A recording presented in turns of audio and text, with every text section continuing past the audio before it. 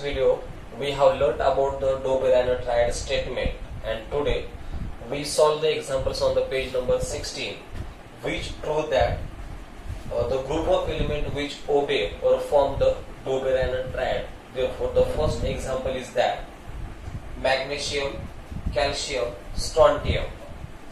The atomic mass of magnesium is 24.3, the atomic mass of calcium is 40.1 and the atomic mass of strontium is 87.6. ठीक आहे. तर डोबेरान ट्रायडचं जे काही statement वगैरे आपण काल सांगितलं होतं त्या स्टेटमेंट नुसार किंवा तो स्टेटमेंटचा काय होता स्टेटमेंट तो the atomic mass of middle element which is approximately equal to the other two elements असेल.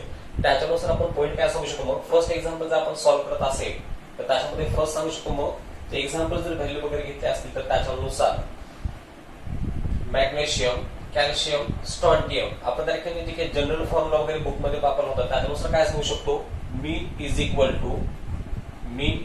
To A plus C by the 2 वगैरे हा फॉर्म्युला आपण युज केला होता. पण त्याच्यानुसार आपण या ठिकाणी फॉर्म्युला काय युज करणार असेल आपल्याला काय करायचं नेमकं जे काही कॅल्शियम आहे कॅल्शियम त्याचा ॲटॉमिक मास आपण 40.1 सांगतोय. त्या स्टेटमेंट नुसार आपल्याला जे काही मिडल एलिमेंट आहे त्या मिडल एलिमेंटचं जे काही ॲटॉमिक मास असेल ते ॲटॉमिक मास त्या बाकीच्या 2 एलिमेंटच्या ॲटॉमिक मास इतका असेल का हे आपल्याला दाखवायचं आहे. ते जर असेल तर डोबेरान ट्रायड स्टेटमेंट ते प्रूव्ह करणार असेल किंवा ओबे वगैरे करणार असेल. मग त्याच्यानुसार फर्स्ट काय असेल का मग फॉर्म्युला असेल mean is equal to A plus C by the 2.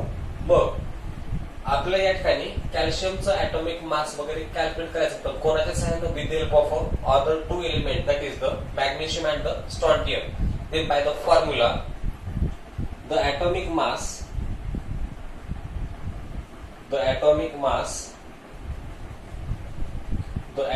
mass of calcium is equal to atomic mass of magnesium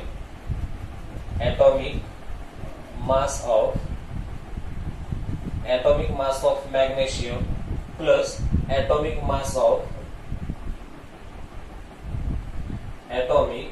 mass of strontium divided by the 2 असेल. आणि या ठिकाणी जे काही आपल्या या ठिकाणी व्हॅल्यू कोणाची काढायची किंवा ॲटॉमिक मास कोणाचं कॅल्क्युलेट करायचं ॲटॉमिक मास ऑफ कॅल्शियम पण कोणाच्या सहाय्यानं with the help of atomic mass of magnesium and the atomic mass of strontium bye the 2 वगैरे असेल. मग या ठिकाणी मॅग्नेशियमचं जे काही ॲटॉमिक मास असेल ते मॅग्नेशियमचा ॲटॉमिक मास किती सांगतो आपण 24.3 plus atomic mass of strontiumचा atomic mass काय सांगतो आपण 87.6 divided by 2 करतोय.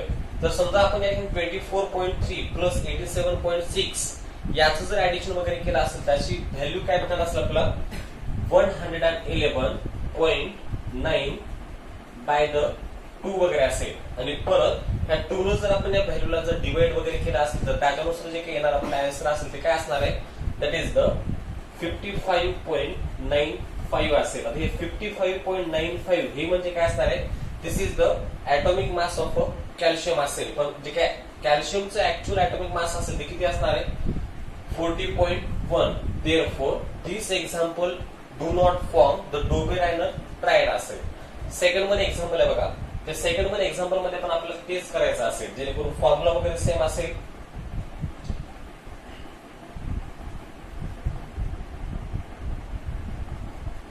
यामध्ये सेकंड एक्झाम्पल काय दिलं बघा आपल्या तारखेने मग सल्फर आहे ॲटॉमिक मास आहे त्याचं 32.1.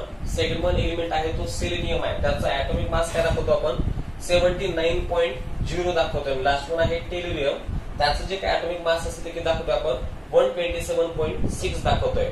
आपल्याला या एक्झाम्पल मध्ये सेलेनियमचं ॲटॉमिक मास वगैरे कॅल्क्युलेट करायचं कारण आपण त्या डोबेरान ट्रायडचं स्टेटमेंट काय सांगतो द मिडल एलिमेंट. ठीक आहे. पॉइंट काय असेल the atomic mass of middle element ह्या मधल्या मूलद्रव्याचं जे काही अणुवस्तुमान असेल ते कोणा इतकं असणार आहे the atomic mass of middle element which is approximately equal to the other 2 element असेल. मग त्यासाठी आपण फॉर्म्युला काय करणार असेल जनरल फॉर्म्युला काय असतो आपण mean is equal to A plus C by the 2 असेल. आपण मग या व्हॅल्यू जर पुटअप करत असेल किंवा आपण एलिमेंटचा जर विचार केला असेल तर त्याच्यानुसार फॉर्म्युला काय तयार करू शकतो मग the atomic mass of selenium.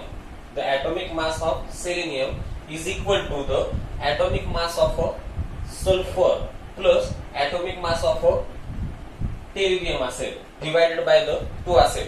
आता हे जे काही सल्फर आहे त्या सल्फरचे जे काय असणार ऍटॉमिक मास आहे, त्या ऍटॉमिक मास किती सांगतो आपण 32.1 plus atomic mass of Pteridium, त्या टेरिडियमचे जे काय असणार ऍटॉमिक मास असेल ते किती असणार आहे 127.6 बाय द 2 वगैरे असेल.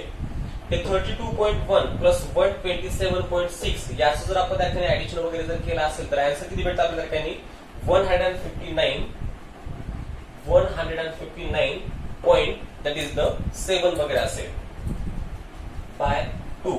समजा आपण येणाऱ्या आन्सरला जर 2 न जर डिवाइड वगैरे जर केला असेल तर त्याच्यापासून जे काही मिळणार आपला आन्सर वगैरे असेल ते आन्सर किती असणार त्या ठिकाणी आपल्याला त्यासाठी आन्सर सांगू शकतो आपण 79.85 काय असेल 79.85 असेल. तर हे 79.85 म्हणजे काय असणार आहे the atomic mass of selenium. पण या ठिकाणी जे काही ऍक्च्युअल मास वगैरे आपण दिले सेलेनियम साठी किती दाखवतो आपण 79.0. मग हे 79.0 which is approximately equal to the 79.85 sorry. This proves that the second example can form the Doberian triad असेल. फर्स्ट एक्झाम्पल आहे त्याच्यामध्ये डोबेरियन ट्रायडचं फॉर्म किंवा ते ओबे वगैरे रूल करणार होतं, पण सेकंड वन जे एक्झाम्पल असेल ते सेकंड वन एक्झाम्पल ते डोबेरियन ट्रायडचं रूल काय करतोय ओबे वगैरे करण्याचा प्रकार करतोय. आता लास्ट वन एक्झाम्पल आहे बघा आपलं